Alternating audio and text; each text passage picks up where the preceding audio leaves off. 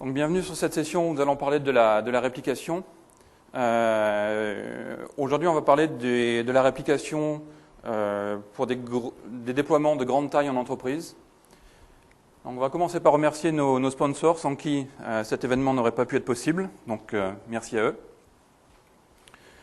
Donc, quels sont les objectifs de la session aujourd'hui? Le premier, c'est de comprendre les concepts clés de la réplication de fusion ou réplication merge, qui permettront de réussir des déploiements de grande envergure.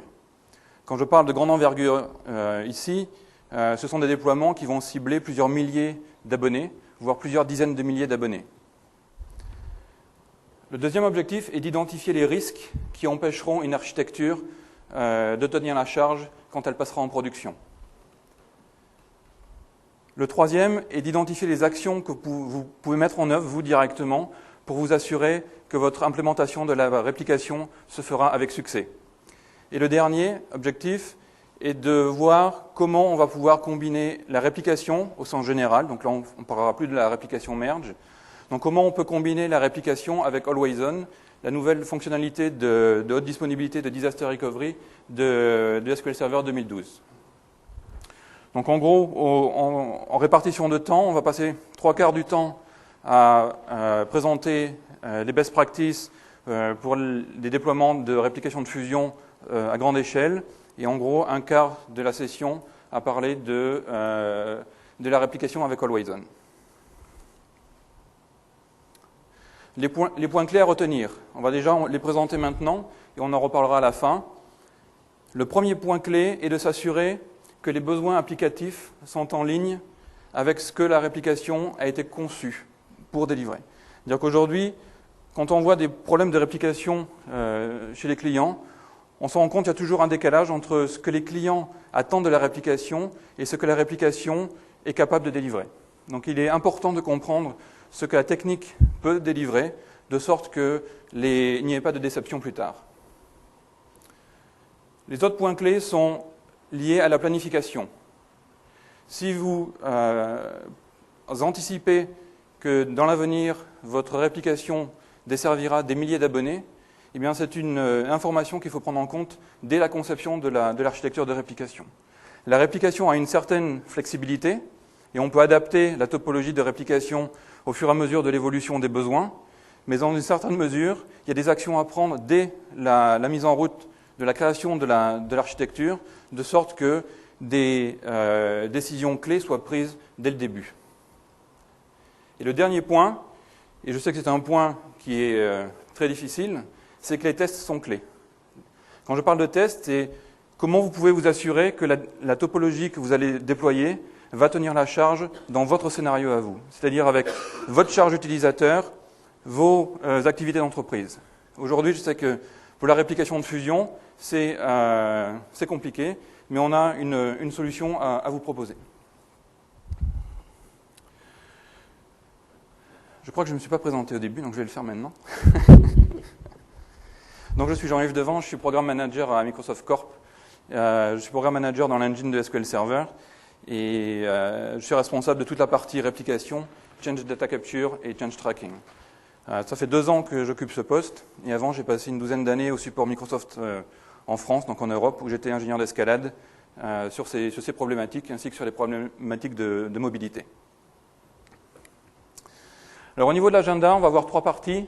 La première, on va regarder très succinctement les scénarios pour lesquels la réplication peut être utilisée et quels sont les types de réplication qui peuvent être utilisés pour chacun de ces scénarios. Ensuite, on prendra l'exemple d'un vrai déploiement chez un client en France, en l'occurrence, et on verra comment ils ont implémenté la réplication de fusion de sorte que leur déploiement soit réussi. Et enfin, on parlera de la réplication avec Always On. Donc au niveau des scénarios, ici on a un résumé des scénarios pour lesquels les technologies de réplication peuvent être utilisées. Donc dans SQL Server, on a 3 types de réplication.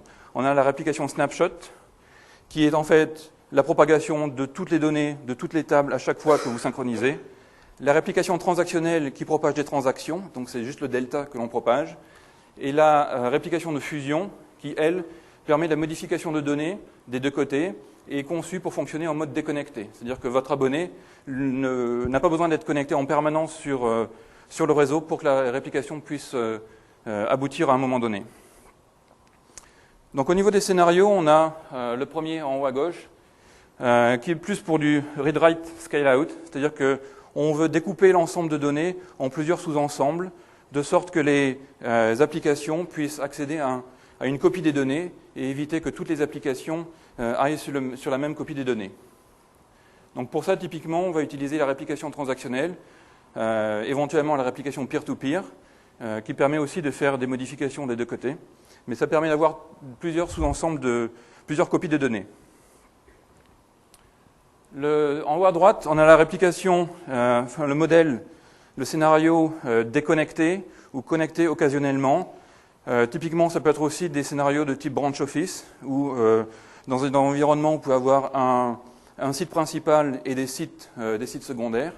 Donc dans ce cas-là, on peut utiliser soit la réplication transactionnelle, soit la réplication de fusion, en fonction de propriétés de synchronisation. Par exemple, si dans votre scénario, votre environnement est connecté en permanence et que vous avez besoin de propager des transactions, alors on va utiliser la réplication transactionnelle.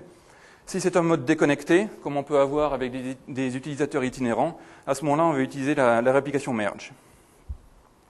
Et c'est donc ce scénario qu'on illustrera tout à l'heure. Un autre scénario pour lequel les technologies de réplication sont utilisées, ce sont les scénarios de mise à jour ou de migration. C'est-à-dire que j'ai un vieux système, je veux basculer sur un nouveau système. Je ne peux pas transférer tous les utilisateurs et toutes les applications sur le nouveau système tout de suite. Alors je vais mettre en place de la réplication entre les deux systèmes, de sorte à envoyer les données et les changements sur ma destination et bouger mes utilisateurs et mes applications petit à petit. Donc dans ce scénario, on a deux activités principales. On a le transfert initial de data, de données, et ensuite le delta que l'on peut envoyer. Et on peut avoir deux modes. Le premier, ce que l'on appelle le one-off, c'est-à-dire que vous avez deux systèmes, l'ancien et le nouveau. Vous arrêtez l'ancien, vous transférez tout sur le nouveau, et vous oubliez l'ancien, vous l'arrêtez complètement. Le deuxième mode, celui dont on a un peu parlé, qui est plus en actif-actif, où vous ne pouvez pas tout basculer du jour au lendemain, et vous maintenez l'activité sur ces deux systèmes. Les scénarios en topologie hétérogène, ce sont les scénarios pour lesquels la destination n'est pas SQL Server, et peut-être soit du Oracle, soit du DB2, ou alors, à l'inverse, la source peut être du Oracle, et la destination peut être du SQL Server. Donc vous avez vu sur le croquis, j'ai bien dissocié les deux schémas. Ça veut dire que ces fonctionnalités n'ont pas été conçues pour combiner les deux. On n'a pas conçu ces fonctionnalités pour faire de l'Oracle vers l'Oracle via SQL. Change tracking, ici, pour les applications. Donc on s'est rendu compte qu'il y a certains types d'applications qui n'ont pas besoin de toute une suite de capacités ou de fonctionnalités. La réplication est ce qu'on appelle un produit end-to-end, c'est-à-dire de bout en bout. C'est-à-dire que je vais avoir une couche qui permet d'identifier les changements, qui va traquer les changements, et ensuite il va les appliquer sur la destination. Donc de la source à la destination, la réplication prend tout en charge. Il peut y avoir des scénarios où vous avez besoin juste de la partie identification des changements, et vous voulez faire une application un peu personnalisée. Donc dans ce cas-là, vous pouvez utiliser des technologies donc pour ce scénario de type Change Data Capture et Change Tracking. Ces technologies-là, en particulier pour le Change Tracking, est une technologie qui a été créée au départ pour permettre le développement de Sync Framework. Donc vous avez peut-être entendu parler. Aujourd'hui, Sync Framework utilise des triggers, mais les premières versions de Sync Framework utilisaient Change Tracking. Un autre scénario pour lequel la réplication peut être utilisée, c'est celui-ci, où en fait, certains clients ont des applications, mettons une application tellement massive, que l'on veut répartir les fonctionnalités de cette application sur plusieurs machines. Donc une machine va peut-être faire un premier ensemble de fonctionnalités, sur une deuxième machine, c'est un autre sous-ensemble de fonctionnalités qui vont être hébergées, et en fait, l'application globale sera la vue de tous ces systèmes-là. Et dans ces cas-là, on peut utiliser soit la réplication transactionnelle, en peer-to-peer si on a besoin d'un flux bidirectionnel, ou la réplication merge. Alors, jusqu'à SQL Server 2012, certains clients utilisaient la réplication comme une solution de haute disponibilité de disaster recovery. Aujourd'hui, avec Always On, on encourage très vivement les clients à utiliser Always On pour toutes ces problématiques de haute disponibilité et disaster recovery. Ça, c'est un des messages clés. Vraiment, si vous n'avez pas eu l'occasion d'aller aux sessions sur Always On, je vous invite fortement à regarder ce contenu qui est la fonctionnalité majeure introduite dans SQL Server 2012. Donc, puisqu'on va regarder aujourd'hui le scénario déconnecté et offline, regardons un peu quels sont les attributs de ce scénario. Donc, les attributs, ça va être les points clés qui décrivent ce scénario. Donc, première chose, les abonnés, les clients sont déconnectés du serveur. Le deuxième, c'est que l'on a besoin d'une copie des données en local sur le client. Aujourd'hui, ces scénarios sont utilisés dans des entreprises qui ont besoin de faire l'automatisation de forces de vente ou de forces techniques. Et dans ces cas-là, les utilisateurs n'ont pas forcément un accès permanent au back-end. Mais pour autant, on a besoin de pouvoir faire fonctionner l'application. Donc dans ces cas-là, on a besoin d'une base de données en local qui sera resynchronisée plus tard. Donc la base de données en local, selon le scénario, peut être soit un SQL Server, on va dire standard ou express, soit du SQL Server compact. Typiquement, ce scénario est un échange bidirectionnel. On a une capacité de détecter les conflits et de les résoudre. Très souvent, les données sont filtrées, donc des filtres horizontaux ou verticaux. On réplique des changements nets, c'est-à-dire qu'on ne réplique pas les états intermédiaires d'une donnée, on va répliquer quel est l'état de la donnée au moment de la synchronisation. Et en général, c'est l'utilisateur final gère l'application et pas la réplication. C'est-à-dire que votre utilisateur va utiliser l'application qui, elle, va synchroniser les données en arrière-plan, mais ce n'est pas l'utilisateur qui va déclencher la réplication. Ce qui n'est pas forcément le cas avec la réplication transactionnelle en entreprise, où c'est plus un administrateur qui va gérer cette réplication, soit avec des jobs, soit manuellement. Mais en réplication offline, l'utilisateur interagit directement avec l'application qui, elle, décide de la synchro. Donc, puisqu'on a vu globalement ce à quoi la réplication pouvait être utilisée et quels sont les attributs d'un mode déconnecté, on va regarder plus spécifiquement comment un de nos clients a utilisé la réplication et comment il a pu configurer la réplication pour réussir ce projet. Donc, malheureusement, le client n'est pas une référence publique, donc je ne pourrais pas citer de nom. Ce qu'il faut savoir quand même, c'est que ce type de scénario est très utilisé et l'adoption est en train de grandir énormément. Je vous donnerai quelques exemples un peu plus tard, toujours sous le couvert de l'anonymat, mais pour vous donner une idée de la taille des déploiements dont on parle. Donc ici, le but était de faire de l'automatisation de forces de vente. Donc vous avez des vendeurs qui sont sur le terrain et vous voulez les équiper de terminaux mobiles pour gagner en efficacité. En efficacité, pour pouvoir délivrer des commandes aux clients finaux beaucoup plus rapidement. Au lieu de saisir une commande sur du papier, attendre que le vendeur revienne au bureau, que quelqu'un scanne ou tape la commande et que cette commande soit entrée dans le système pour être préparée et délivrée, à ce moment-là, une fois que la commande est prise depuis le terminal mobile, les informations sont transférées au système de l'entreprise et la commande peut être préparée.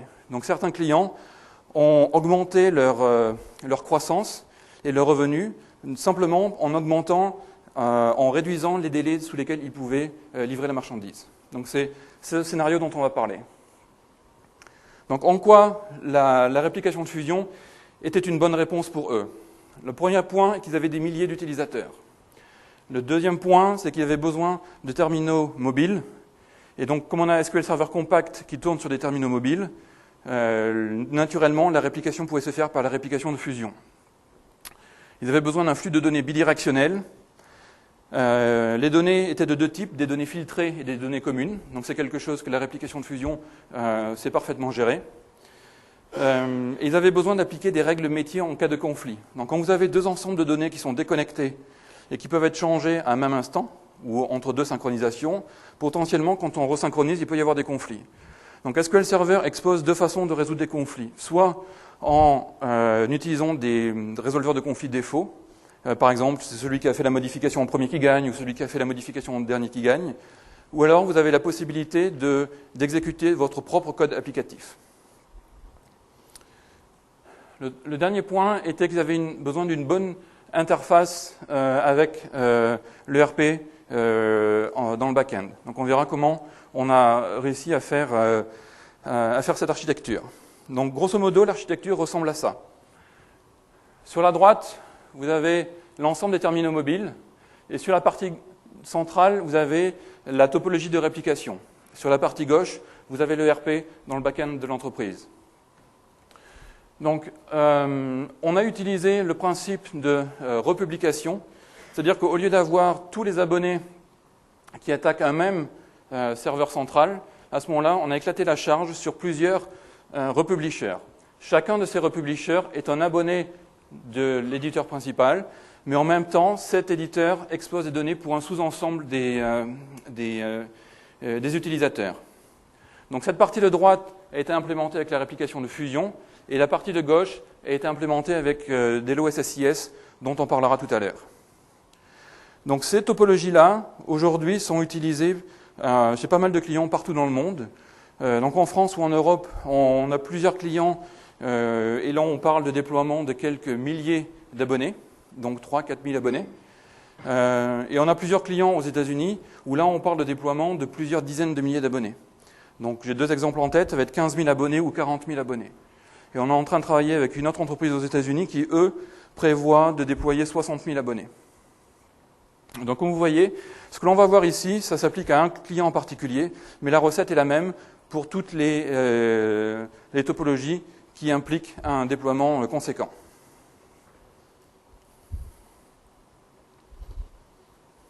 Alors, avant de regarder la façon dont on a architecturé le système et comment on a réglé le système pour avoir de bonnes performances et pour avoir une scalabilité optimum, je pense qu'il est important que l'on refasse un point sur comment la réplication merge fonctionne, quelles sont les données qui sont gérées, parce que c'est à partir de cette bonne connaissance qu'à ce moment-là, on va pouvoir prendre les bonnes actions au niveau du design de l'architecture.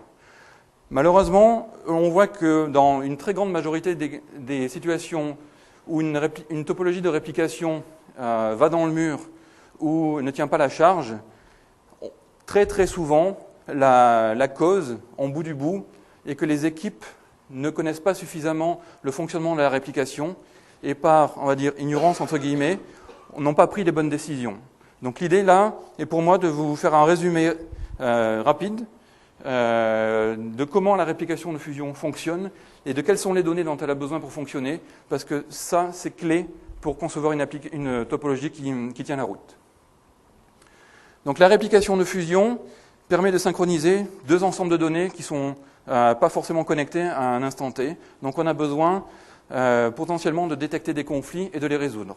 Donc pour y arriver, on a besoin d'avoir des données sur les données, c'est-à-dire des données qui vont décrire ce qui s'est passé au niveau métier.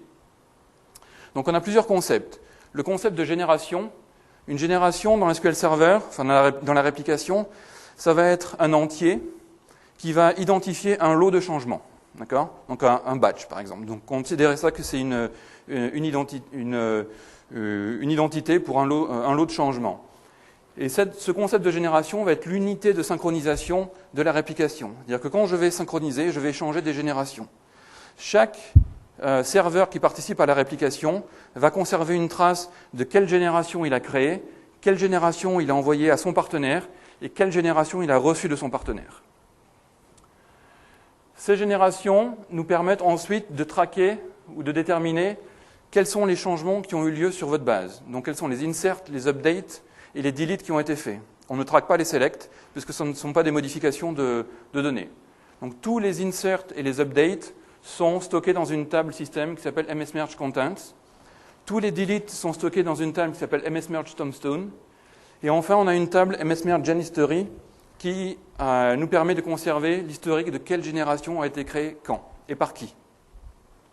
Donc quand on va synchroniser, on va échanger, voir quelle génération un abonné connaît, quelles sont les générations qu'il ne connaît pas, et à partir de ces générations, on va aller identifier quelles sont les métadatas sur ces lignes, et on va aller chercher les données correspondantes pour pouvoir les synchroniser.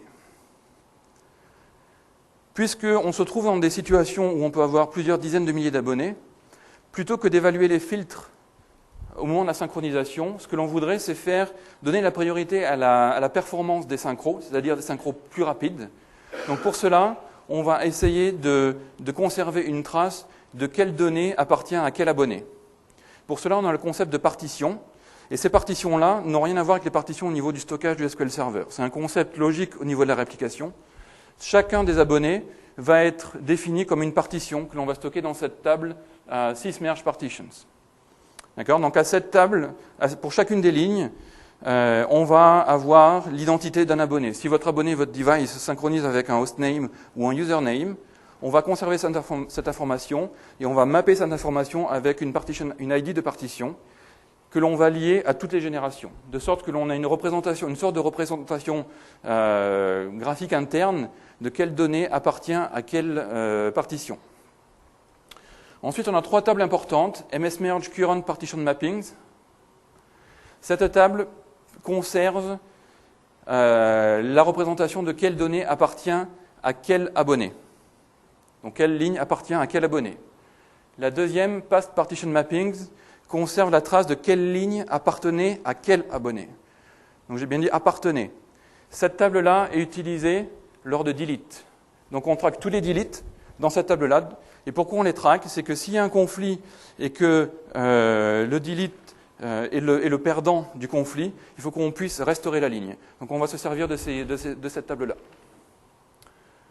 msmerge generation partition mappings est une autre table qui permet, elle, de traquer quelles générations doivent aller sur quel abonné. Donc non seulement on traque quelle donnée va où, mais ensuite quels changements doivent aller où via les générations. Donc, toutes ces métadatas sont dans les bases utilisateurs, donc côté éditeur et côté abonné. Et plus vous faites de changements sur vos bases, plus vous allez créer de métadatas, à moins que vous ne gériez la rétention, qui est la durée pendant laquelle vous conservez les informations. À ce moment-là, on peut gérer la durée pendant laquelle on conserve ces informations. Un autre point sur l'évaluation des filtres. On a vu les métadatas, on voit l'évaluation des filtres. Je vais dire que 99% des scénarios où on utilise de la réplication merge vers des utilisateurs mobiles, que ce soit du device ou que ce soit des ordinateurs portables, dans 99% des cas, les données sont filtrées. C'est-à-dire que l'abonné n'a qu'un sous-ensemble des données qui viennent du serveur. Donc on a 2 façons d'évaluer les filtres, soit en utilisant une procédure qui s'appelle setUpBelongs, soit en utilisant une technique qui s'appelle partition groups. Ces 2 méthodes ont des impacts directs sur l'interaction avec les DML côté serveur, c'est-à-dire l'impact de l'évaluation des filtres sur les insert, delete et update qui sont faits côté serveur, donc sur la performance avec laquelle on peut les réaliser.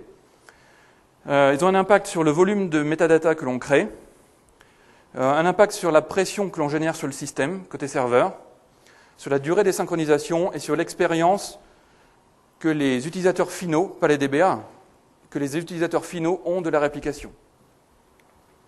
Donc, voyons rapidement comment ça fonctionne. Donc, setUpBelongs, historiquement, c'est la première technique utilisée par SQL Server pour évaluer les filtres. C'est une procédure qui est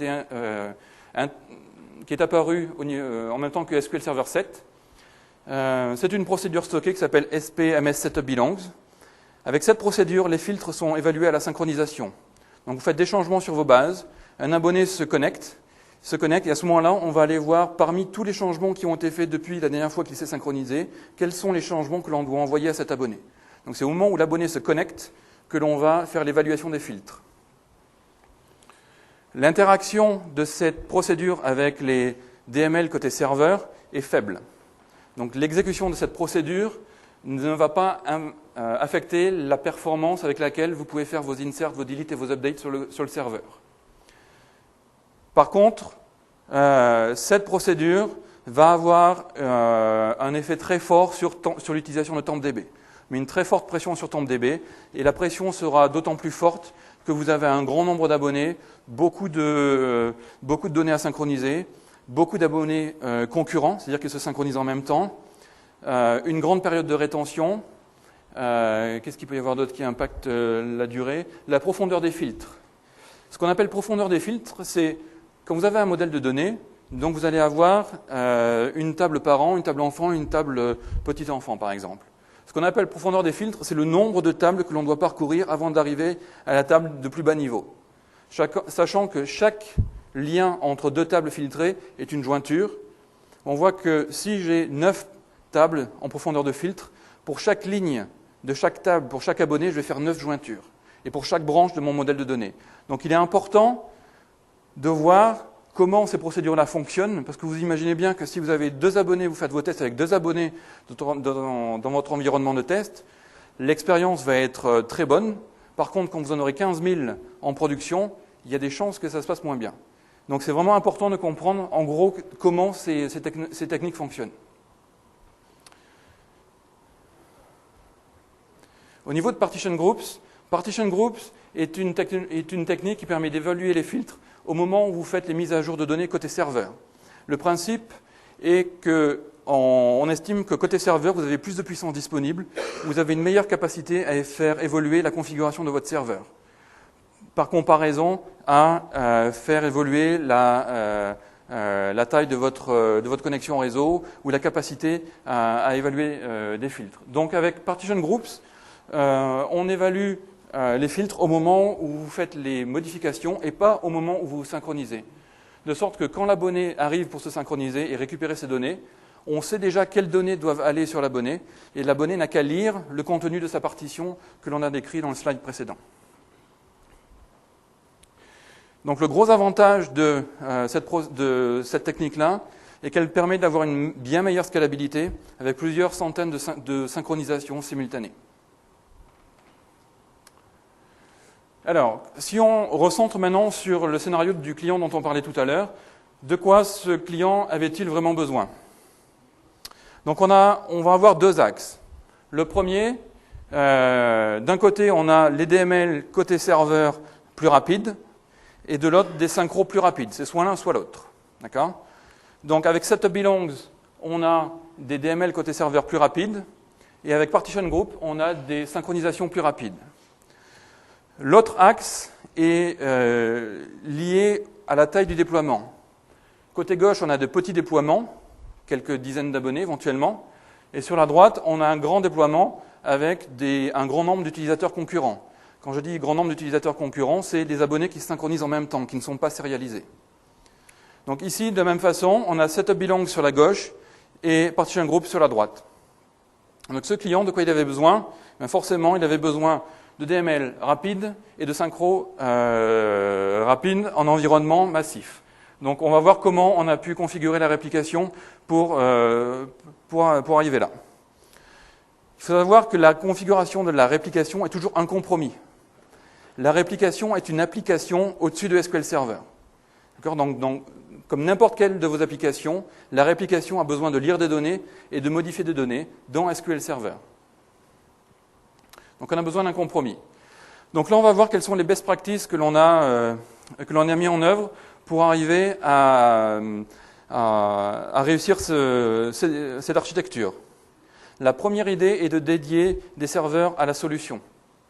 Si vous mettez d'autres applications ou d'autres services, une messagerie, du reporting sur la même boîte, il y a des chances que l'expérience soit limitée à terme. Donc il faut vraiment dédier les machines si vous avez un très gros déploiement qui arrive. L'utilisation de republishers, donc ce sont ces publishers, ces éditeurs intermédiaires, est fortement recommandée. Pas systématique, mais fortement recommandée. Et on verra que pour arriver à le déterminer, d'une part, il y a besoin d'avoir une certaine connaissance de la réplication, donc c'est pour ça que je vous passais ces détails aujourd'hui. Une partie d'expérience aussi, donc c'est pour ça que c'est bien d'avoir dans vos équipes des gens qui ont un profil un peu orienté réplication si vous avez des projets de ce style-là, ou de vous faire accompagner. Et l'autre, j'ai perdu mon fil. vous retrouverai tout à l'heure. Donc les republishers, c'est très important. Il faut éviter le modèle de données en étoile. Le modèle de données en étoile, c'est une situation où vous avez une table centrale avec plein d'enfants tout autour. Pourquoi ? Parce que la réplication de fusion fonctionne avec des triggers. Et à chaque fois que vous allez rajouter un enfant, vous allez complexifier la logique du trigger. J'ai vu des clients avec une table centrale qui avait 150 tables tout autour. Donc en fait, le trigger avait quelques milliers de lignes, je crois que c'était 8 ou 9 000 lignes. Et vous imaginez bien que les performances côté serveur, quand je fais un insert, un delete ou un update, n'étaient pas bonnes du tout. Et la raison en était que SQL Server passait énormément de temps à compiler le trigger et non pas à l'exécuter. Donc c'est pour ça que c'est important de comprendre comment la réplication fonctionne, parce que ces personnes-là n'avaient pas conscience que la réplication utilisait des triggers et que mécaniquement, eh bien, ils allaient se shooter dans le pied. Donc l'idée est de vraiment, au niveau de la planification, penser ce qui va être fait. On a vu d'autres clients qui avaient donc un modèle de données en entreprise et ont considéré le déploiement d'utilisateurs mobiles. Et pour ce faire, eh bien, ils ont considéré que les devices auraient à peu près la même capacité qu'un serveur. Et donc dans ce cas-là, le modèle de données qui s'est retrouvé sur un device avait la même complexité que le modèle de données qu'il y avait sur le serveur. Donc il est important de mettre les choses en perspective et de s'assurer que le modèle de données est le plus simple possible. Non pas que la réplication n'est pas capable de servir des modèles complexes, mais il faut prendre ces décisions en connaissance de cause, non seulement en fonction des besoins que vous avez en entreprise, mais ceux que la réplication est capable de délivrer. Réduire la profondeur des filtres, on en a parlé. S'assurer que quand vous faites des filtres, vous le faites sur des colonnes de type compatible. Si vous ne faites pas, si vous n'utilisez pas des types compatibles, ça veut dire que SQL Server, quand il va faire ses requêtes, ne va pas pouvoir utiliser les index. Et donc mécaniquement, les performances seront mauvaises. Et dans ce cas-là, on voit souvent des situations où les clients se plaignent du comportement de la réplication, mais quand on regarde au bout du bout, le problème, c'est que la réplication est le plus souvent une victime d'autre chose. Dans ce cas-là, un modèle de données qui n'a pas été vraiment bien conçu. Et comme Pascal le disait ce matin dans sa présentation, il est très important qu'il y ait une super bonne collaboration entre les DBA et les développeurs. Ça ne doit pas être deux mondes indépendants. Il faut vraiment une très très bonne collaboration pour s'assurer que le modèle, la solution, parce que ce ne sont pas juste des briques que l'on juxtapose, c'est une solution dont les éléments interagissent, que cette solution soit performante.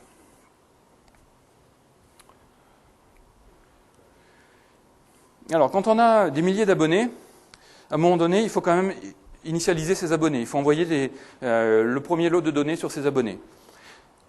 Et donc ensuite, on synchronise le delta, donc les changements qui se passent une fois qu'on est en production.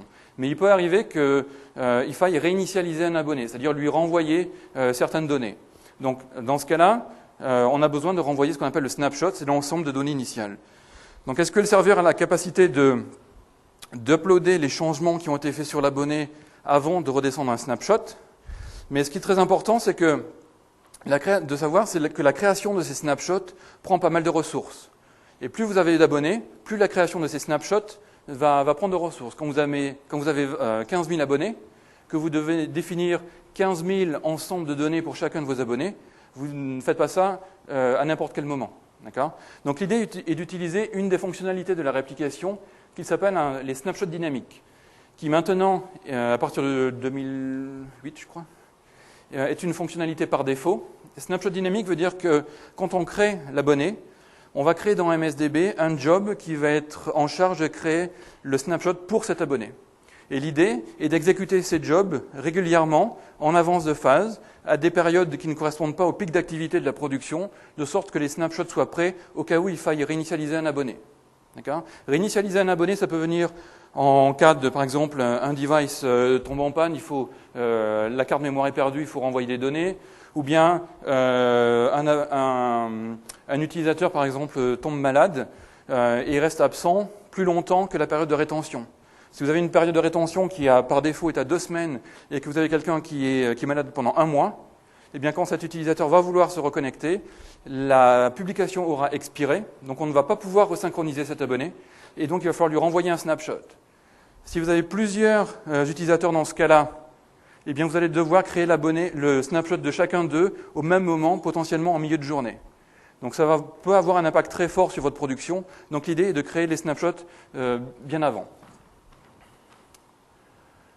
Donc on a une fonctionnalité qui, c'est ce point ici, Allow Subscriber Initiated Snapshot, qui est une fonctionnalité qui permet à un abonné ou à une application cliente de déclencher la création de son snapshot. Donc c'est très flexible, parce que quand quelqu'un a besoin d'un snapshot, SQL Server peut le préparer. Par contre, ça peut avoir un effet négatif, c'est-à-dire que si vous avez, je ne sais pas moi, 5000 de vos abonnés qui décident de faire la même chose en même temps, vous allez écrouler votre serveur. Donc il peut être intéressant de désactiver cette option. L'intérêt de partager l'information ici, c'est qu'on a vu des clients qui étaient dans cette situation, donc l'idée est de le faire avant que vous soyez confronté au problème. Max Concurrent Merge est un paramètre qui permet de définir combien de synchronisations simultanées SQL Server va pouvoir satisfaire. Aujourd'hui, par défaut, la valeur n'est pas limitée, c'est infini. Donc ça marche très bien, mais vous pouvez être dans des situations par rapport à vos scénarios métiers particuliers où ça n'est pas forcément une bonne idée. Et dans ce cas-là, on risque d'avoir, mettons, je sais pas, 1000 abonnés qui se synchronisent en même temps, et SQL Server va essayer de faire du round robin pour satisfaire chacun de ces 1000. Et globalement, l'expérience de tous ces utilisateurs ne va pas être bonne parce qu'on a beaucoup de context switch et au lieu de faire la synchronisation, on va passer son temps à passer de l'un à l'autre. Donc l'idée est de réduire le nombre de synchronisations concurrentes de sorte à garantir une sorte de qualité minimum de service. Et globalement, même si vous avez l'impression de réduire cette valeur, vous aurez une bien meilleure expérience ou vos utilisateurs auront une bien meilleure expérience. Typiquement, sur des architectures où on a 3-4 000 abonnés avec 2 ou 4 frontaux IIS, parce que la réplication avec SQL Server Compact passe par des frontaux IIS, on peut très bien voir le max concurrent merge descendre à 20. Globalement, on va être capable de satisfaire les utilisateurs de bien meilleure façon. Donc il y a d'autres paramètres, le type de partition aussi. Donc on a vu on a des partitions dans SQL Server pour savoir quelle donnée doit aller chez qui. Chaque partition, on associe un type à chaque partition. Ça permet de définir le volume de métadata que l'on va associer aux lignes quand elles sont modifiées. Et selon le type de partition, donc on va avoir un volume de métadata qui peut beaucoup changer. Donc on a un type de partition où on dit que chaque ligne ne peut aller que sur un seul abonné. Donc dans ce cas-là, à chaque ligne, on doit vraiment conserver la trace de qui doit recevoir cette information. Mais on a aussi un concept de partition qui dit cette ligne devra aller chez tout le monde. Et à partir du moment où on sait qu'une ligne doit aller chez tout le monde, à ce moment-là, on n'a pas besoin de conserver la trace de cette ligne doit aller sur chacun de ces 15 000 abonnés. Donc dans ce cas-là, le volume de métadata va être réduit de façon drastique. On a fait un POC avec un client dans un lab où on s'est retrouvé avec 75 millions de lignes dans une table de métadata, alors que le client n'avait pas besoin de cette flexibilité de la réplication. Donc en changeant le type de partition, derrière on a pu réduire à quelques milliers de lignes. De 75 millions, on est passé à quelques milliers. La période de rétention, c'est donc la quantité de temps pendant laquelle on conserve les métadatas. C'est une information qui est capitale. Par défaut, elle est à 14 jours, mais cette valeur ne correspond pas forcément à vos scénarios. Plus on augmente la période de rétention, plus meilleure est la flexibilité. C'est-à-dire que si vos abonnés ne se connectent pas pendant longtemps, mettons que vous la passiez à 60 jours, quelqu'un qui part 45 jours peut très bien se reconnecter. Par contre, derrière, vous allez conserver vos métadatas pendant beaucoup plus longtemps, et le coût de traitement de ces métadatas peut devenir très important. Donc l'idée derrière, c'est de trouver le compromis entre dire quelle flexibilité je veux donner à mes utilisateurs par rapport à quel prix je suis prêt à payer pour conserver et traiter ces métadatas. En mettant les choses en perspective, ce coût, on l'évalue aussi par rapport au coût de réinitialisation. C'est-à-dire qu'on sait que si un utilisateur expire parce qu'il ne s'est pas synchronisé pendant la période de rétention, il va falloir le réinitialiser. Donc dans ce cas-là, en fonction du coût relatif de la réinitialisation, eh bien, on va dire, dans ce cas-là, je préfère réduire ma période de rétention parce que je sais que je vais satisfaire au mieux la majorité de mes utilisateurs. Et pour cet utilisateur qui malheureusement devra être resynchronisé, eh bien, lui devra recevoir un snapshot. Mais au lieu de faire payer le prix à des milliers d'utilisateurs, vous le faites payer à un seul utilisateur. Donc la période de rétention, la descendre à quelques jours, c'est important. En général, 3-4 jours, ça peut être bien. 3 jours, ça vous permet de passer un week-end. D'accord ? 4 jours, c'est bien aussi. Plus d'une semaine, il faut vraiment voir quels sont les besoins applicatifs. Au-delà de la période de défaut de 2 semaines, vraiment, il faut voir, potentiellement, il peut y avoir un problème. Non pas que SQL Server ne va pas y arriver, mais selon la taille de votre déploiement, une fois de plus, ça peut avoir un impact conséquent. Donc ça, c'était la partie synchronisation. Maintenant, la partie serveur. Comment on alimente le serveur principal en données provenant de l'ERP en back-end?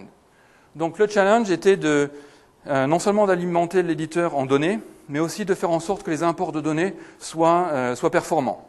De sorte que l'import ne bloque pas la réplication et que la réplication ne bloque pas l'import. Donc,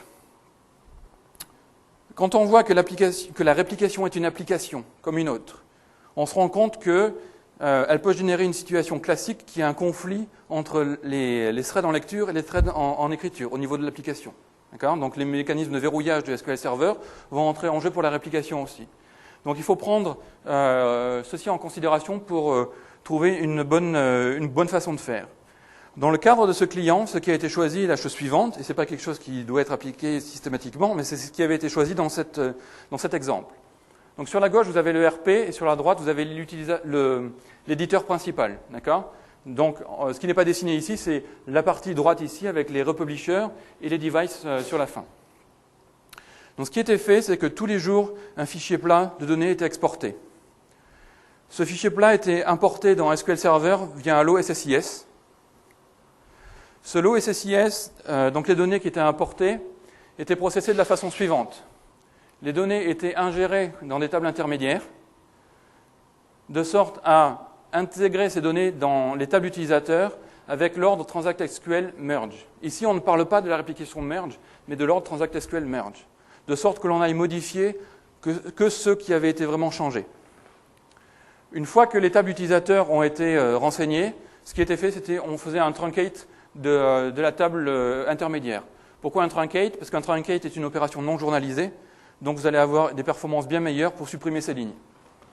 Pardon. Voilà ce qui avait été choisi. À partir de ce moment-là, les tables utilisateurs de l'éditeur principal sont renseignées et la réplication peut se passer. Donc quelles sont les best practices associées à des imports de données massifs ? Donc import de données massifs, ça peut être plusieurs millions de lignes. Avant et après l'import, il est fortement recommandé de mettre à jour les statistiques et de défragmenter les index. Non seulement de vos tables utilisateurs, mais aussi des tables de réplication. Toutes les tables que j'ai indiquées au tout début, ce sont des tables normales, et donc plus vous faites des changements dessus, plus vous allez générer de la fragmentation. Et comme une table utilisateur, si vous avez une table gruyère que vous allez modifier de façon massive, vos performances ne vont pas être bonnes. Donc, mettez à jour les index et les stats avant de faire l'import et après l'import, et tout ira bien. Le deuxième point ici est d'exécuter SPMS-Make Generation. Alors, quand un abonné se synchronise, on doit faire le partitionnement des générations. Donc, les générations, comme on l'a indiqué tout à l'heure, et l'identité de tous les lots de changements qui ont été faits. Et on doit déterminer quels lots doivent aller où. Et pour ce faire, SQL Server, en background, va utiliser cette procédure stockée-là. Et cette procédure stockée va être exécutée c'est une des premières choses qui est faite quand un abonné se synchronise. Donc chaque abonné, quand il va se connecter, va commencer par exécuter cette procédure stockée.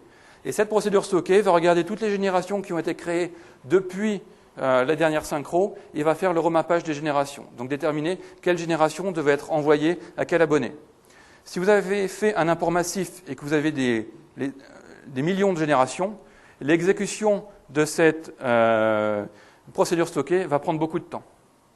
Donc l'idée, c'est qu'une fois que vous avez fait votre import, vous exécutiez manuellement cette procédure stockée côté serveur, sans aucun paramètre, de sorte à laisser SQL Server repartitionner les générations avant que les premiers abonnés ne se synchronisent. Donc le challenge, ça va peut-être être comment on peut empêcher les abonnés de se synchroniser. C'est possible dans certains cas. Si ce n'est pas possible, ce n'est pas grave. Le fait que la procédure tourne côté serveur peut beaucoup aider. D'autant qu'en général, les imports, vous ne les faites pas au milieu de la nuit, donc ce qui permet de préparer les générations avant que les abonnés se resynchronisent. L'intérêt est que par défaut dans Management Studio, le timeout d'exécution des requêtes est infini. Donc même si cette requête-là peut prendre 5-10 minutes, selon la complexité de votre modèle, vous n'allez pas passer en timeout. Le dernier point ici est important dans le cadre d'import massif. On a vu des clients qui régulièrement, on va dire 1 ou 2 fois par mois, changeaient 80% des données qu'il y avait sur un device. Quand on change une telle quantité de données, de façon relative à la taille globale de la base sur le client, à ce moment-là, il faut peut-être considérer quel est le coût de la propagation de DML massif par rapport à une réinitialisation. En général, une réinitialisation est beaucoup plus intéressante. Maintenant, une réinitialisation implique d'autres processus au niveau de l'entreprise. Ce n'est pas toutes les entreprises qui peuvent envoyer quelques gigas de données sur une ligne 3G, par exemple. Donc il faut peut-être faire revenir les utilisateurs ou préparer des cartes mémoire et leur redonner les cartes mémoire. Donc selon ce qui est possible en entreprise, il faut peut-être considérer la réinitialisation au lieu d'une propagation des DML. On a vu des clients qui ont modifié les processus d'entreprise pour permettre des réinitialisations.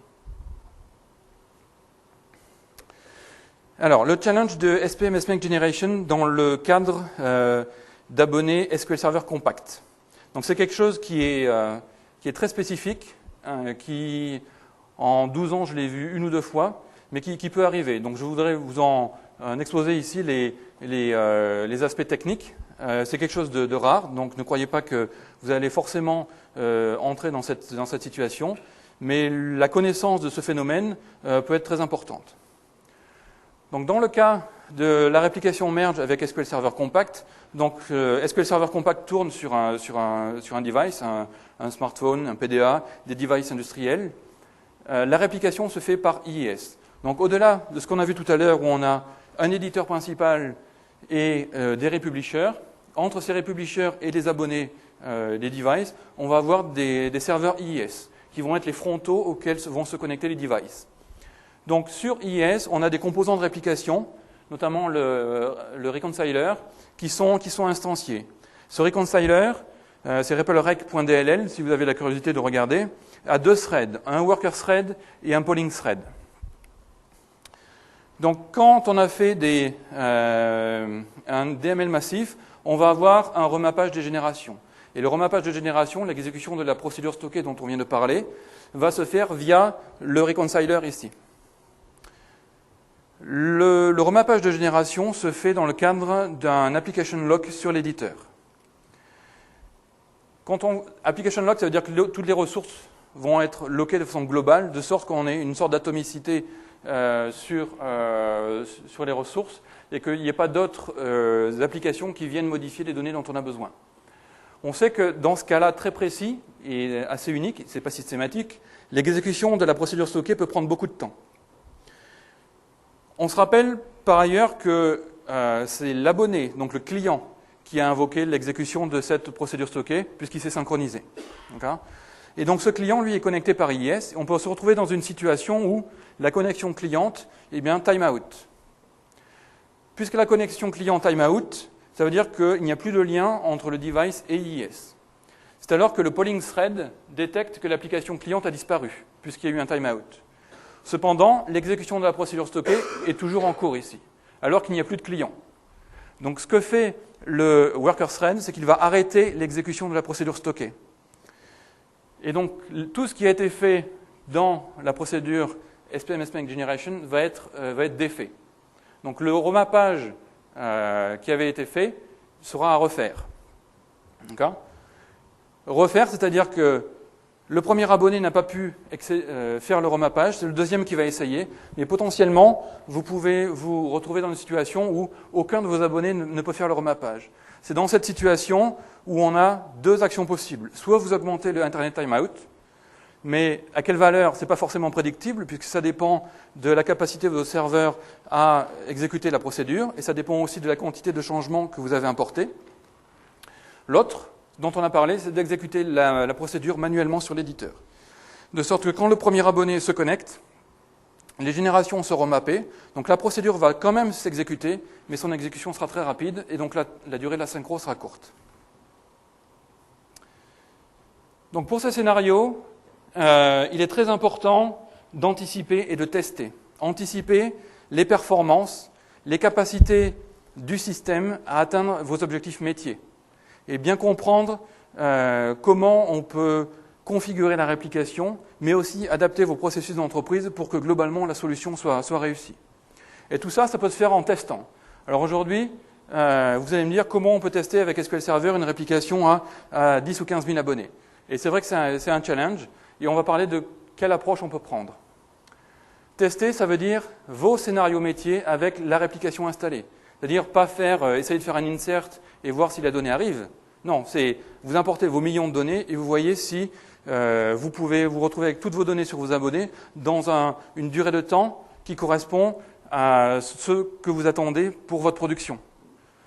C'est tous vos scénarios métiers. Si vous faites des réorganisations géographiques de vos vendeurs, par exemple, où à chaque vendeur on associe un territoire et donc des clients, et si vous modifiez cette répartition régulièrement, c'est ce genre de choses qu'il faut tester. Donc l'idée, c'est d'arriver avec une fiche, avec la description du scénario et les ordres Transact SQL correspondant à ce scénario. Et ce sont ces ordres Transact SQL que vous allez utiliser pour tester et vérifier la scalabilité de votre système. Alors comment on peut faire ? Donc dans SQL Server, par défaut, on n'a pas vraiment d'outils fournis. Je ne pense pas qu'il existe non plus sur le marché des outils qui donnent cette capacité. Par contre, maintenant, vous avez Zen4Sync. Zen4Sync est un outil de simulation qui est disponible maintenant, et on va en parler. Alors l'idée ici, c'est pas une annonce produit, c'est pas un commitment que l'on va délivrer quelque chose, mais il y a une petite équipe au sein de Microsoft qui a vécu ces expériences-là plusieurs fois, de montée en charge qui ne se passait pas bien, et on a voulu faire en sorte que l'on donne un embryon de solution aux clients. Il y a sûrement d'autres solutions sur le marché qui permettent d'atteindre cet objectif, mais on voulait donner un premier début de solution. Donc c'est une plateforme d'orchestration de la réplication qui permet d'anticiper, démontrer, valider. Anticiper la capacité de votre topologie à interagir avec un vrai back-end d'entreprise et pas une simulation avec quelques inserts et 2 abonnés. Démontrer que la montée en charge va correspondre à vos attentes avant que vous ne déployiez et valider que vos contraintes métiers et vos objectifs sont atteints. Non seulement vos objectifs IT, mais aussi valider que vos règles métiers sont mises en œuvre. Alors, Zen4Sync, où vous pouvez la voir, c'est un outil qui est disponible sur Codeplex. Vous pouvez le télécharger là-bas. Si vous avez des questions, vous pouvez utiliser cet alias-là. Donc l'initiateur de cette initiative, cette solution, il est là. Vous êtes peut-être allé voir sa session sur Always On ce matin, donc Pascal Bello. Et donc, il y a une petite équipe avec des étudiants l'année dernière qui ont monté cette solution. Et d'un point de vue groupe produit, c'est quelque chose qui a énormément de valeur. Ça a été testé avec succès chez certains de nos clients et on voit beaucoup de potentiel dans cet outil. Donc aujourd'hui, il n'y a pas de commitment que l'on va sortir un produit là-dessus. Par contre, on vous encourage très vivement à utiliser ce produit et à nous faire un retour via Codeplex, via les alias. Donc voilà pour la partie réplication. Ce que je voudrais faire maintenant, c'est abandonner un petit peu la réplication merge en particulier et se concentrer sur la réplication et Always On. Donc Always On Availability Group. Donc combien d'entre vous savent ce qu'est Always On Availability Group dans SQL Server 2012 ? Donc vous n'êtes pas allé à la session de Pascal ce matin? Donc je vous encourage vivement à regarder la session de Pascal. Je crois que vous pouvez récupérer les slides et toutes les sessions sont enregistrées, donc vous pouvez... D'accord. Donc les slides seront et les enregistrements disponibles à partir de la fin de semaine prochaine à peu près. Donc grosso modo, Always On est la plus grosse feature, on va dire, une des grosses features, autrement on va froisser un peu susceptibilité, de SQL Server 2012. Qui permet d'avoir une bien meilleure haute disponibilité, une bien meilleure capacité de disaster recovery au niveau du SQL Server. Donc je ne vais pas rentrer dans les détails de Always On, mais on va voir un petit peu comment ça se passe. C'est une très grande plus-value pour les applications qui ne dépendent pas des attributs de l'instance qui les héberge. Ce n'est pas le cas de la réplication. La réplication dépend de la façon dont une instance, un serveur est configuré. Une réplication ne fonctionne qu'avec un publisher. C'est donc un ensemble de configurations qui est associé à une instance elle-même. Si vous bougez cette instance sur une autre machine physique, eh bien la réplication ne va pas fonctionner automatiquement. La réplication aussi est liée très très fortement, encore pour le moment, à une instance spéciale qui s'appelle le distributeur. Sans distributeur, la réplication ne fonctionne pas. Donc le défi pour la réplication quand elle est combinée à Always On, c'est d'assurer ses dépendances pendant une bascule. Donc l'idée de Always On, c'est que vous définissez un groupe dans lequel vous mettez vos bases de données, pour lesquelles vous voulez basculer les bases de données d'une machine à l'autre, si jamais un souci se produit sur la machine de départ, par exemple. D'accord ? Et donc on voit bien que, puisque la réplication a ses contraintes, si je bascule une instance répliquée vers une autre machine, eh bien la réplication ne fonctionnera plus. Donc le challenge pour la réplication, c'est comment on va pouvoir honorer les dépendances pendant une bascule, donc un failover. Alors, ici, je voudrais résumer ce qui est supporté et ce qui n'est pas supporté en termes de réplication quand elle est combinée avec Always On. On a déjà eu beaucoup de questions. Donc je voulais faire un résumé de sorte que l'information soit diffusée et disponible avant que vous ne cherchiez à faire des choses. Donc qu'est-ce qui est supporté, qu'est-ce qui n'est pas supporté? On va avoir deux pivots, les rôles des serveurs et les types de réplication. En termes de rôle de serveur, l'éditeur est supporté, le distributeur n'est pas supporté, ce qui signifie qu'on a besoin d'un distributeur distant. Vous savez qu'avec la réplication, un même serveur peut à la fois être publisher, éditeur et distributeur. À partir du moment où on veut activer la réplication et Always On sur une base qui est publiée, à ce moment-là, il faut utiliser un distributeur distant. Donc il va utiliser une instance, une machine spécifique. C'est quand vous utilisez la réplication transactionnelle, c'est déjà la recommandation que l'on fait. L'abonné est supporté aussi. C'est-à-dire que l'on peut combiner une base abonnée avec Always On. Bien sûr, c'est une partie serveur. On ne parle plus de SQL Server Compact. SQL Always On, c'est pour la version serveur du SQL Server. En termes de type de réplication, qu'est-ce qui est supporté, qu'est-ce qui n'est pas supporté quand on les combine avec Always On? La réplication transactionnelle est supportée. La peer-to-peer et la bidirectionnelle ne le sont pas. La réplication de fusion est supportée comme la réplication type snapshot. Ce qui n'est pas supporté en revanche, c'est le modèle republishing. C'est-à-dire que la couche intermédiaire que l'on voyait tout à l'heure, le republisher, vous ne pouvez pas activer pour le moment Always On sur ces bases-là. Un secondary de Always On. Donc au niveau de Always On, puisqu'on a deux groupes, deux instances, deux machines, la source et la destination étant l'instance sur laquelle on va basculer quand la source a un problème. La source est appelée primaire et la destination est appelée secondaire. On ne peut pas créer une publication sur le serveur secondaire aujourd'hui. Par contre, il y a d'autres choses qui sont possibles depuis les serveurs secondaires. C'est purement lié à Always On. On ne parle plus de réplication dans ce cas-là. On peut faire du reporting, on peut avoir un accès en lecture sur ces bases-là. On peut faire du backup à partir de ces bases-là, ce genre de choses. Mais je vous invite à regarder le contenu de la présentation de Pascal ce matin. Alors, regardons un peu pendant les détails. Donc, au niveau de la bascule de l'éditeur, Qu'est-ce qui a été nécessaire pour que la réplication puisse honorer les dépendances dont on a parlé tout à l'heure? Donc la réplication maintenant est capable d'utiliser le nouveau gestionnaire de connexion de SQL Server 2012, de sorte à rediriger automatiquement les connexions, par exemple de l'agent LogReader, vers le secondary après le failover.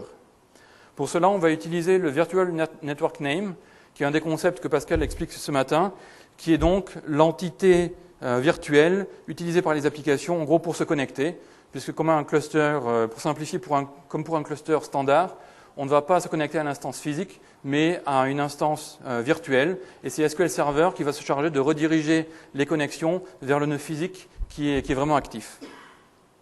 Donc pour que la réplication puisse fonctionner dans cet environnement-là, on a dû persister de nouvelles métadatas. Notamment, on a créé une nouvelle table qui s'appelle MS Redirect Publisher, qui est utilisée par le LogReader, par exemple, pour savoir vers quel serveur se reconnecter.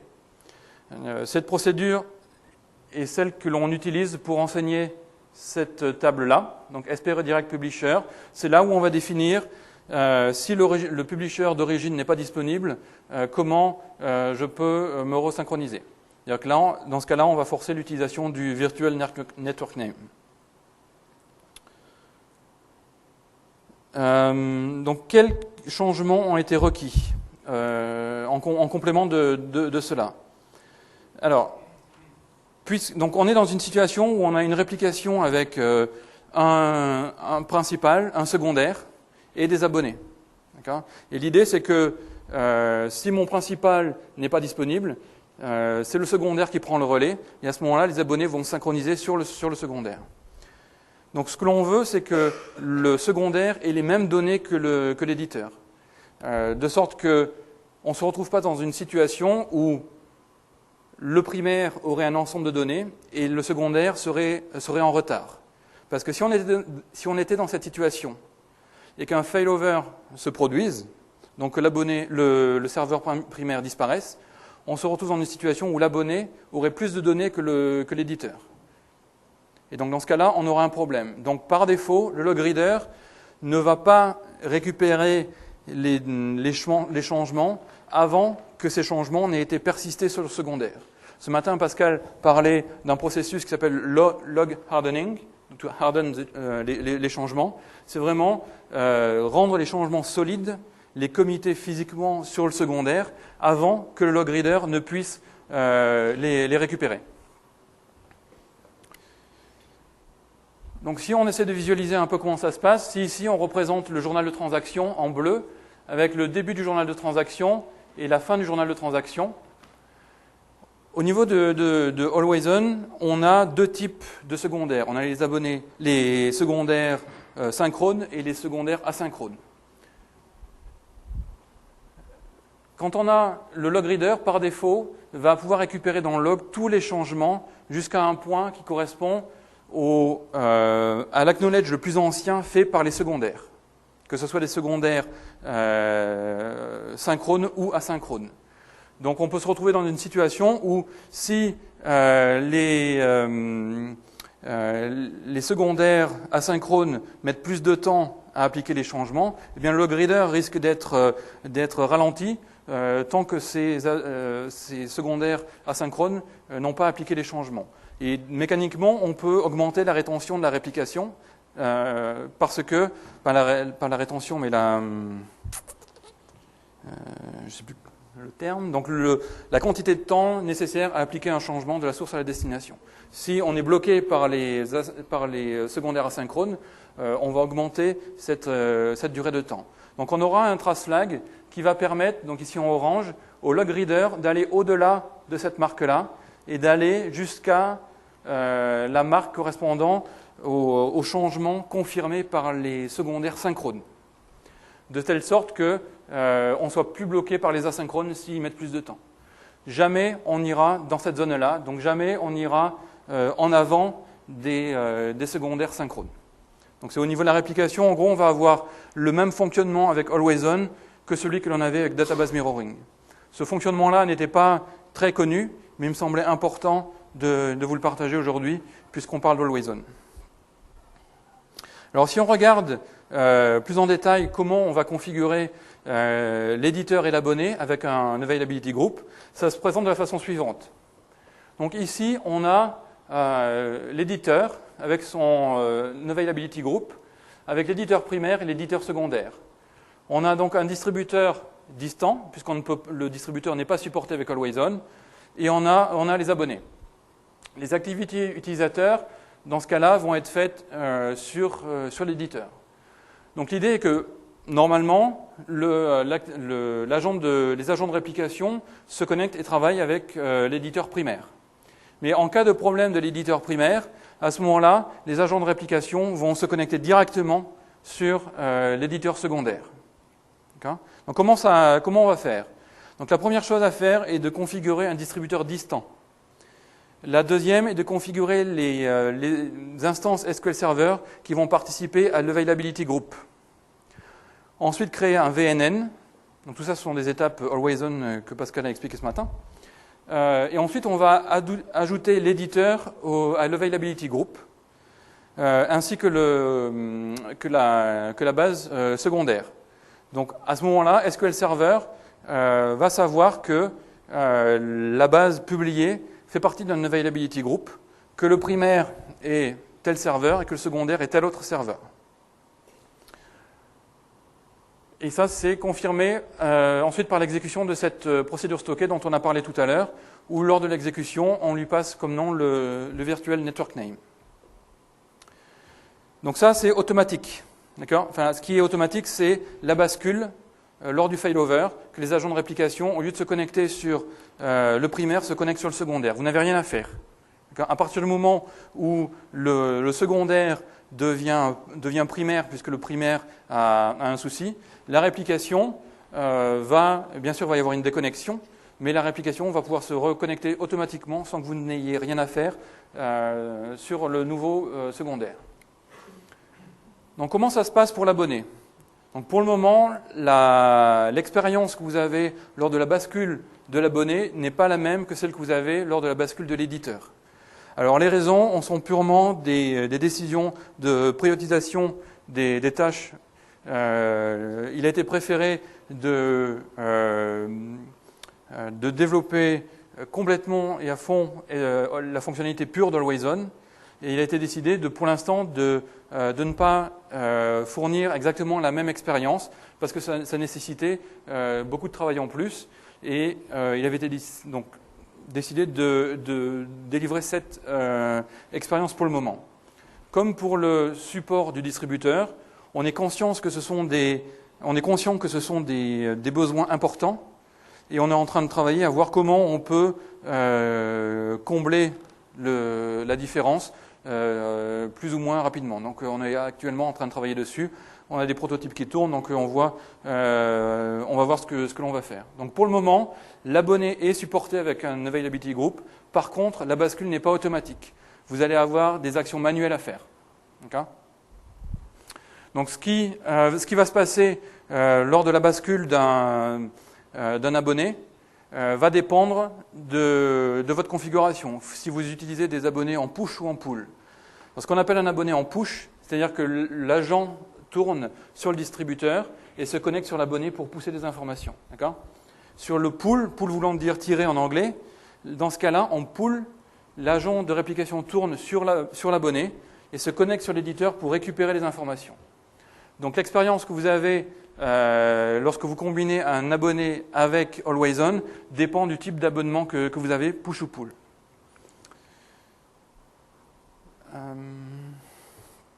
Donc, on fournit dans la documentation de SQL Server les étapes non seulement qui vous permettent de configurer, mais aussi les étapes que vous avez à mettre en œuvre pour vous assurer la reprise de l'abonné après un failover.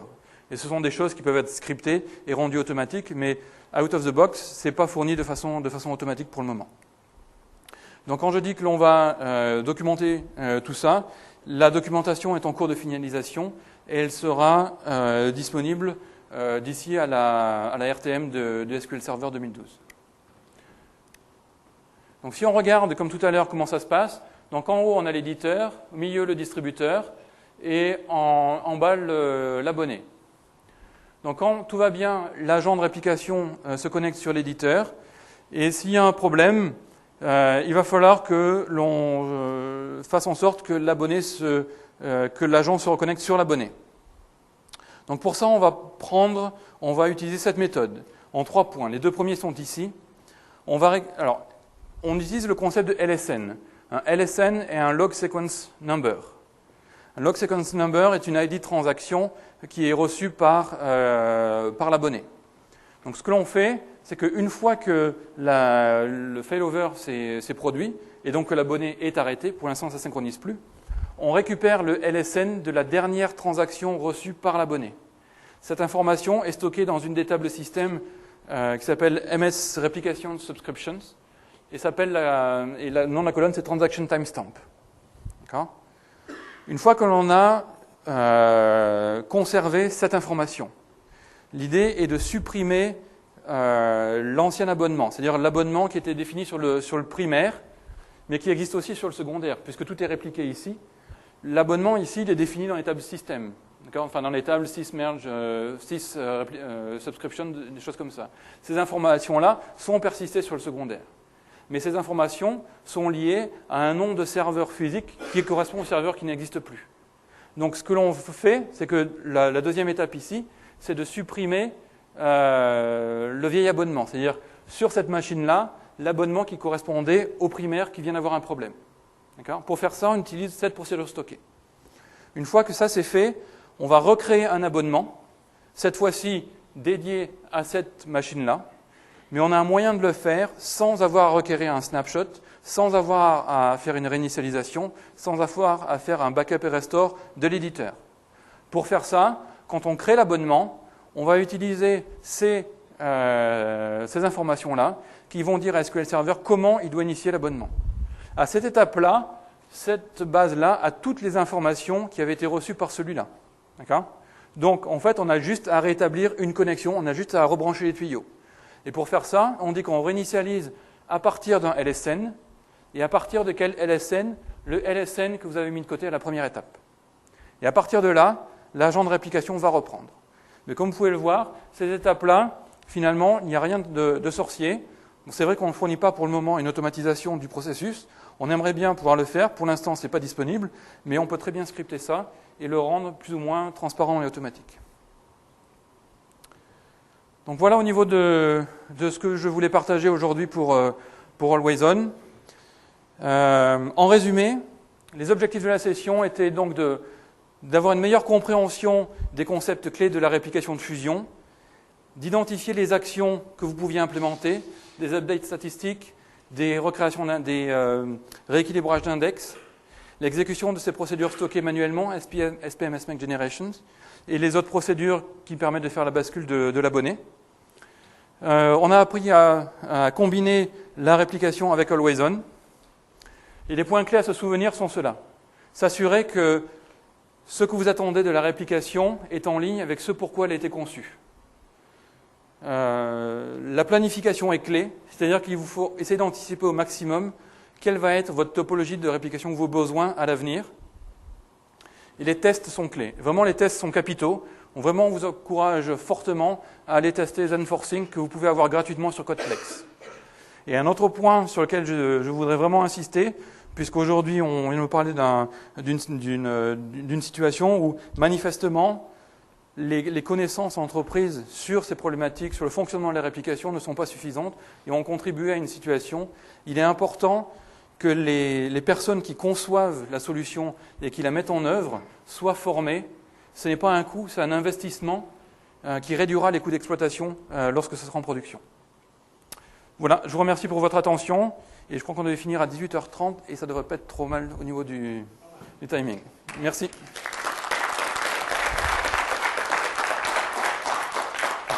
Si vous avez des questions, je suis prêt à répondre aux questions. Oui, au fond là-bas.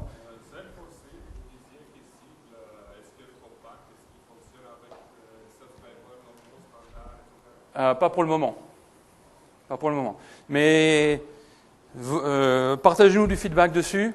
Selon la quantité d'intérêt, vraiment, s'il y a un intérêt très fort pour ça, On verra ce que l'on peut faire. On a un complément du projet qui va redémarrer avec d'autres étudiants pour fournir potentiellement une meilleure interface utilisateur, ce genre de choses. Donc ça fait partie des choses que l'on peut envisager, mais vraiment on a besoin de votre feedback, puisque moi derrière au niveau du groupe produit, c'est quelque chose que je peux mettre en avant. Plus j'ai de feedback direct de clients, plus c'est facile pour moi d'influencer. Et donc à ce sujet, utilisez très fortement MS Connect. MS Connect, au-delà de SQL Server de la réplication, c'est un site web qui a été fourni par Microsoft sur lequel vous pouvez donner du feedback sur les produits et en direct, ça arrive au niveau des équipes de dev. Et pour moi, c'est très important au niveau de la réplication d'avoir du feedback en direct, puisque derrière, au niveau les clients peuvent voter sur un point remonté par un autre client. Et ces votes-là sont utilisés pour lorsqu'on prend les décisions d'investissement. Est-ce qu'on va plutôt faire ça ou est-ce qu'on va plutôt faire ça? Donc on a des idées, on sait dans quelle direction on veut faire aller le produit, mais une partie de la décision, c'est regarder quelle est l'expérience que les clients ont du produit sur le terrain et de voir comment on peut améliorer cette expérience. Et une façon de le faire, c'est d'utiliser MS Connect. Il vous suffit de vous connecter, c'est gratuit, et de fournir une description du problème que vous avez ou du souhait. S'il y a une fonctionnalité qui n'est pas disponible, demandez-la ou exprimez le souhait.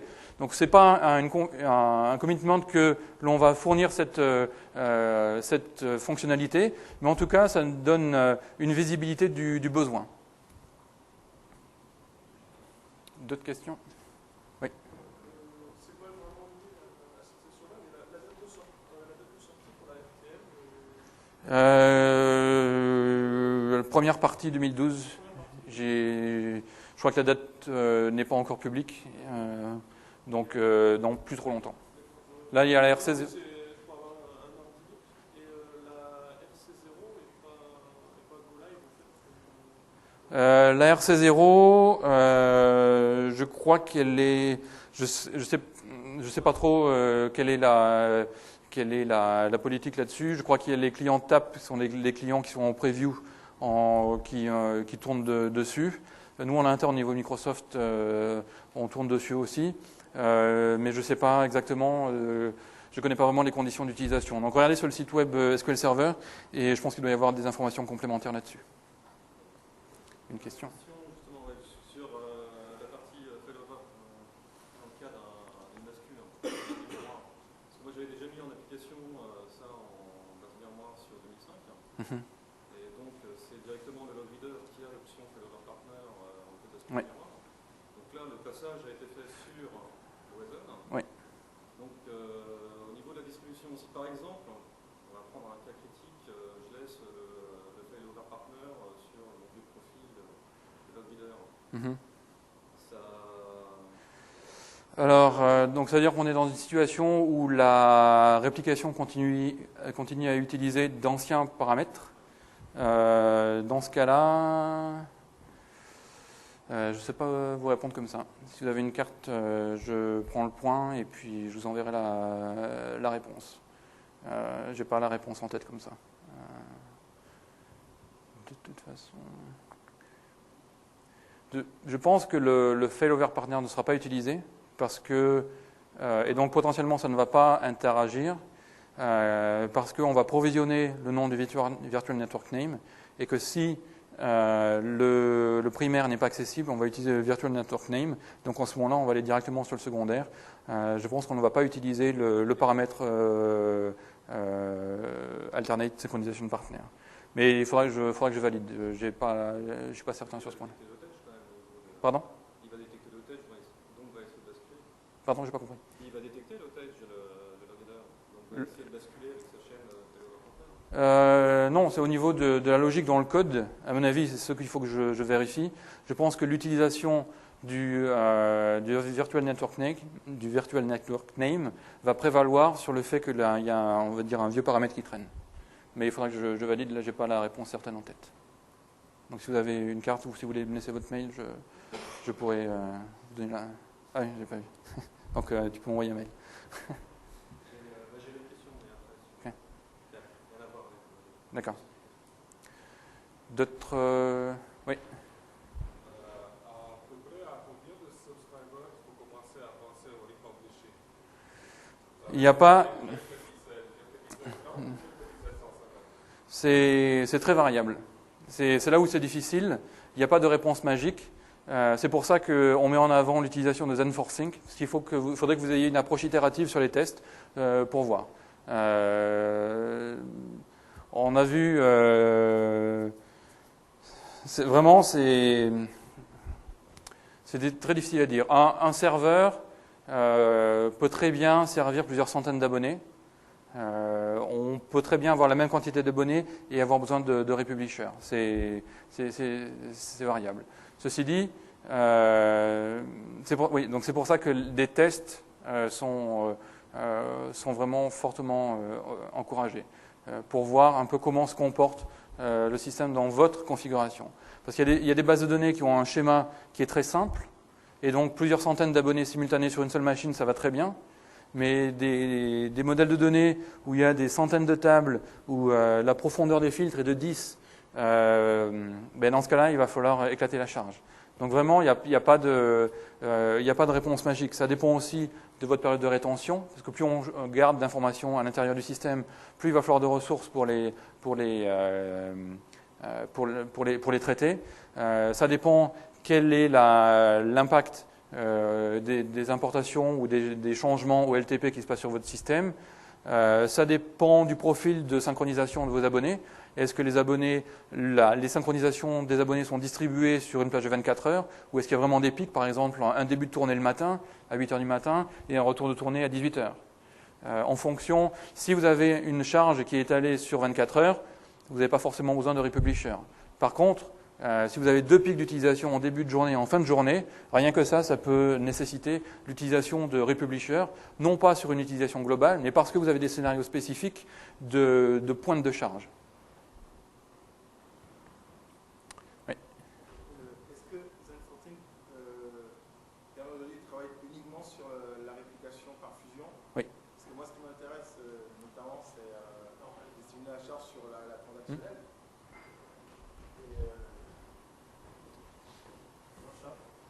Je ne sais pas, sinon tu prends celui-là. Pour ZenForSync, en fait, c'est une plateforme. C'est qui a posé la question, en fait?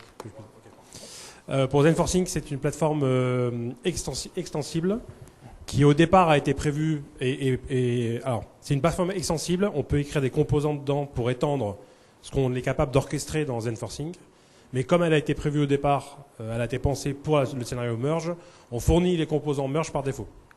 Donc, donc le scénario que je décrivais tout à l'heure, c'est du style, on peut imaginer de laisser à ZenForSync la chose suivante: déclencher à un instant T l'exécution d'un package SSIS qui va récupérer des données d'une base hétérogène vers SQL Server. Ensuite, de créer dynamiquement des bases SQL CE sur des serveurs. Donc là, préparer les bases sur le serveur. Ensuite, faire une copie de ces fichiers sur des devices, entre guillemets. On n'a pas les vrais devices, hein, mais sur des devices simulés. Lancer la synchronisation. Exécuter une requête SQL en local sur les bases SQL CE, relancer une synchronisation, vérifier que la colonne numéro 3 de la table numéro 2, l'enregistrement numéro 10, a bien la valeur 2, parce que d'un point de vue métier, c'est ce qu'on attend. Voilà, et tout ça, là, tout ce que je viens de décrire, c'est des composants qui sont individuels et qu'on peut étendre. Donc oui, ça a été pensé pour la merge, mais non, ça n'est pas limité qu'à la merge, et on peut faire de la transac, on peut aller déclencher l'allumage d'un grippin. Si tant est que ça a du sens. On n'a pas encore testé. On n'a pas de... c'est pas supporté, hein. Attention, c'est pas supporté. Donc pour l'instant, c'est un peu rudimentaire rudimentaire dans la partie IHM, hein, c'est tout en ligne de commande. L'alimentation des données dans la base, c'est un peu à l'ancienne. En fait, le groupe d'étudiants que j'ai fait travailler là-dessus, parce qu'en fait, j'enseigne à Jussieu, donc c'est comme ça que j'ai pu leur donner ce projet. Là, j'ai une nouvelle équipe de projet d'étudiants pour cette année qui vont me faire justement toute la partie IHM qui manque pour rendre un peu plus joli, un peu plus accessible. Le moteur, il y est. Hein. Le moteur, lui, il est là, il tourne, il marche bien, on l'a bien testé. Mais on n'a pas le fuchsia et le petit ruban qu'il y a autour. Donc j'espère qu'on l'aura dans pas longtemps avec la nouvelle promotion. La couleur du ruban. Hein, on pourra choisir la couleur du ruban. Voilà, on pourra choisir la couleur du ruban. Oui. Parfait.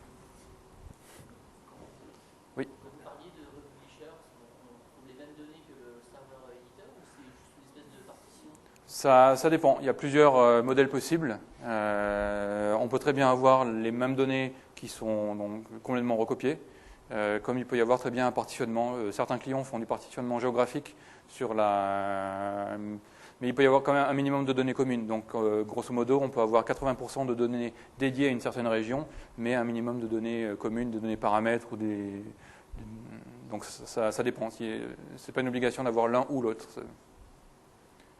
Il y avait d'autres questions. Oui, là-bas. Dans la présentation, vous avez illustré un apport de données massif où en fait vous passez par une table temporaire et en fait vous utilisez après quand SQL merge. Est-ce que la même chose peut se faire pour l'application transactionnelle? Oui. Alors, ça dépend de ce que vous avez comme ERP derrière. Si c'est une base SQL, oui, on peut très bien avoir un éditeur qui est sur la base SQL ERP, et à ce moment-là, le publisher central devient un republisher. Par contre, là, on va se retrouver dans une situation qui n'est pas recommandée, c'est qu'on a deux niveaux de republisher.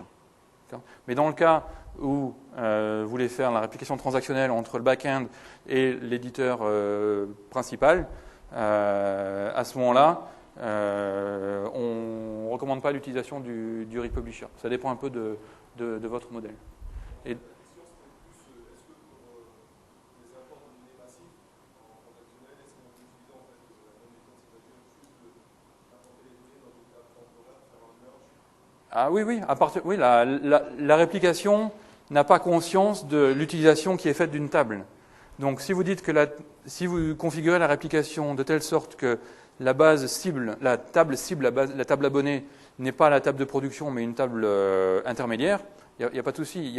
La réplication n'a pas conscience d'une sémantique associée à la table. Donc après, libre à vous de prendre ces données qui sont répliquées dans une table abonnée temporaire et d'alimenter la vraie base ou la vraie table. Ça, c'est possible. Je dirais que c'est indépendant de la solution.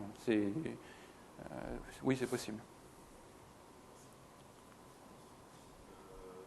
point de vue des performances, quand on a une topologie avec du republishing, beaucoup d'abonnés, donc 1000 ou 2000 abonnés, lorsqu'un abonné est à jour une donnée qui est partagée par tout le monde, c'est-à-dire les republishers, tous les abonnés, l'éditeur principal, donc ça veut dire que la mise à jour va remonter sur le republisher direct, redescendre sur les abonnés, remonter et redescendre. En fait, on va inonder finalement toute la topologie avec ça. Est-ce que c'est considéré comme une mauvaise pratique? Non. Qu'est-ce qu'on peut faire pour Alors, donc la question était dans une topologie avec des republishers, donc on a un republisher principal, un publisher principal, des republishers et des abonnés. Et la question était quel est l'impact au niveau des performances? Est-ce que c'est une solution en situation recommandée où un abonné fait un changement et que cette donnée doit être partagée? À ce moment-là, cette donnée va inonder tout le monde. Et est-ce que ça pose des problèmes de performance? Est-ce que c'est recommandé, ce genre de choses?